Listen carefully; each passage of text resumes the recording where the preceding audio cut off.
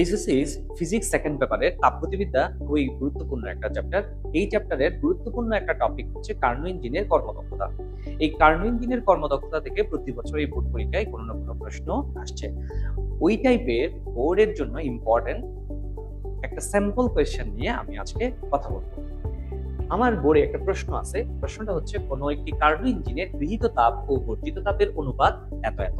গৃহীত তাপকে আমরা normally Q1 দ্বারা প্রকাশ করি, Q1 দ্বারা প্রকাশ করি, এবং বর্জিত তাপকে আমরা Q2 দ্বারা প্রকাশ করি, এবং তার অনুপাতটা দেওয়া আছে 5:2। যদি ইঞ্জিনটির তাপ গ্রাহকের তাপমাত্রা 200 ডিগ্রি সেলসিয়াস কমানো হয়, তবে ইঞ্জিনটির মধ্যে প্রদত্ত তাপ শক্তির এত অংশ কাজে রূপান্তরিত হয়। তার মানে কাজের পরিমাণটা যে প্রদত্ত তাপ শক্তি Q1 আছে তার 3/4 অংশ হয়ে যাচ্ছে। তখন কোন শর্তের জন্য? তাপ গ্রাহকের তাপমাত্রা 200 ডিগ্রি সেলসিয়াস কমানোর কারণে। সেই ক্ষেত্রে ইঞ্জিনটির তাপ উৎসের তাপমাত্রা এবং তাপ গ্রাহকের তাপমাত্রা কত হবে সেটা আমাদেরকে বের করতে হবে। প্রশ্ন হচ্ছে দুইটা কেস বলা আছে। প্রথমে একটা গৃহীত তাপ বর্জিত তাপের অনুপাত বলা আছে, এরপরে আবার তোমাকে একটা শর্ত দিয়ে দিচ্ছে যে 200 ডিগ্রি সেলসিয়াস কমানো হলে সেই ক্ষেত্রে কৃত কাজের একটা মান সম্পর্কে বলা হয়েছে। সুতরাং এখান থেকে আমাকে T1 এবং T2 আমাকে কি করতে হবে? নির্ণয় করতে হবে। তো সেটার জন্য আমি প্রথমে যে কাজটা করব, প্রথম যে লাইনটা আছে সেটা নিয়ে যদি আমি কাজ করি, এখানে দেখো দেওয়া আছে Q1 to Q2 এর মান দেওয়া আছে তোমার কত? 5:2। সুতরাং এখান থেকে Q1 divided by Q2 equal 5:2 এরকম দেওয়া আছে। এখন আমরা এখান থেকে চাইলে কর্মদক্ষতা বের করতে পারবো। এই তথ্যের জন্য কর্মদক্ষতা এটা ইকুয়াল আমি বের করতে পারবো। এটা ইকুয়াল আমরা কি জানি? 1 মাইনাস বর্জিত তাপ ডিভাইডেড বাই গৃহীত তাপ ইনটু 100%। সুতরাং এখান থেকে আমরা কি করব? 1 minus Q1 by Q2 equal যদি 5/2 হয়, তাহলে Q2 বাই Q1 ইকুয়াল কত হবে? 2/5 ইনটু 100%। সুতরাং এখান থেকে আমরা লিখতে পারবো 5/2 বাই 3 ইনটু 100%। সেই ক্ষেত্রে আমরা এটাকে বলতে পারবো 60%। অর্থাৎ যখন প্রথম যে কার্নো ইঞ্জিনটার কথা বলা হয়েছে সেই কার্নো ইঞ্জিনের কর্মদক্ষতার মানটা হচ্ছে 60% অর 0.6, যখন তাপ উৎসের তাপমাত্রা T1 এবং তাপ গ্রাহকের তাপমাত্রা T2।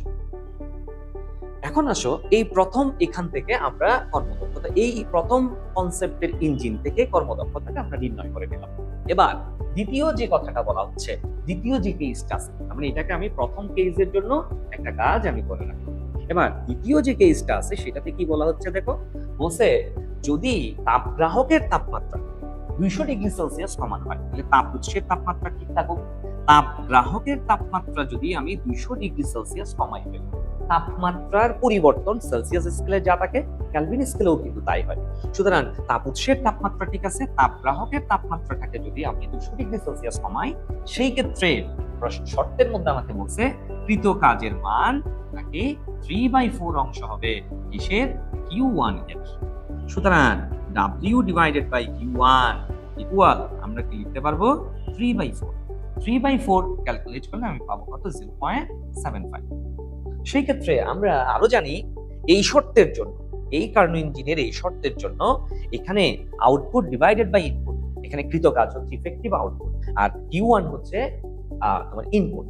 সুতরাং এখান থেকে W divided by Q1 equal এখানে আরেকটা কর্মদক্ষতা আমি লিখতে পারবো যেটা হচ্ছে ইটা প্রাইম ইকুয়াল আমরা লিখতে পারবো 0.75। সুতরাং এই শর্তের জন্য কর্মদক্ষতা হচ্ছে 0.75 অর 75% শতকরায় চিন্তা করি। আর এই T1 T2 তাপ উৎসের তাপমাত্রা এবং তাপ গ্রাহকের তাপমাত্রার জন্য কর্মদক্ষতা আছে 0.6 অর 60%। দুইটা তথ্যের জন্য, দুইটা কনসেপ্টের জন্য আমি এটার মানটা দুটা পেয়ে। আমার প্রশ্ন হচ্ছে T1 এবং T2 এর মানটা আমাকে নির্ণয় করতে হবে। তাহলে সেই কাজটা, সেই উদ্দেশ্যটার জন্য আমরা সেই কাজটা করার জন্য T1 T2 বের করার জন্য আমরা সামনে আগাবো।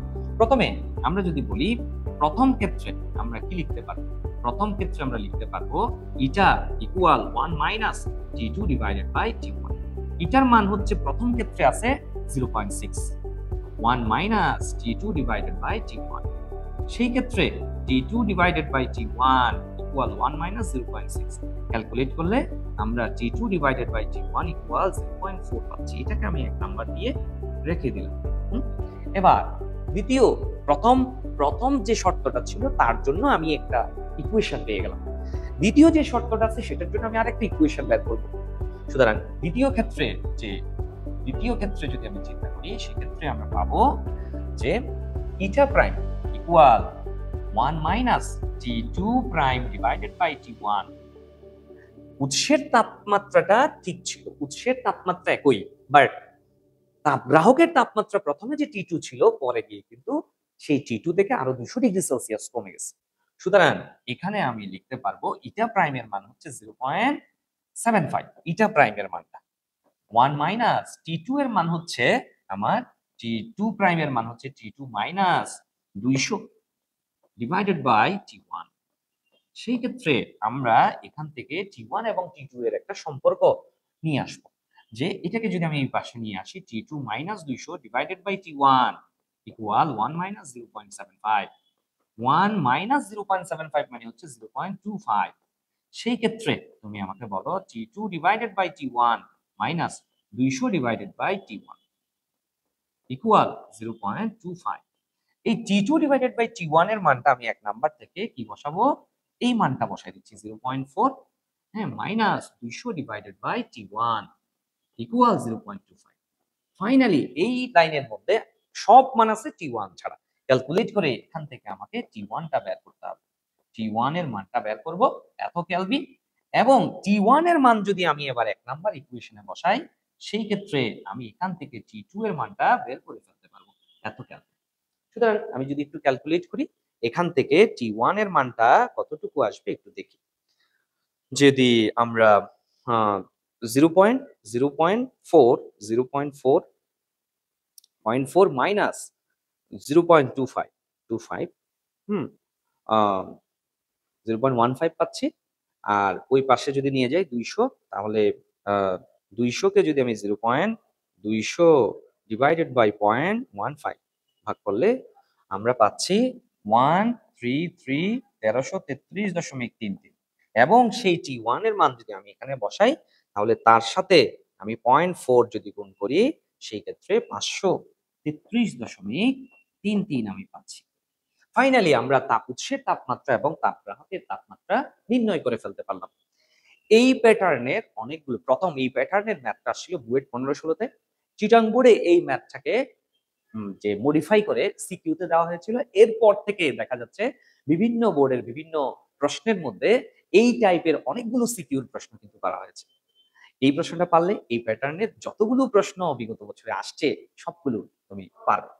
ধন্যবাদ সবাইকে। অন্যদিন দেখা হবে অন্য কোনো ভিডিওতে। আসসালামু আলাইকুম।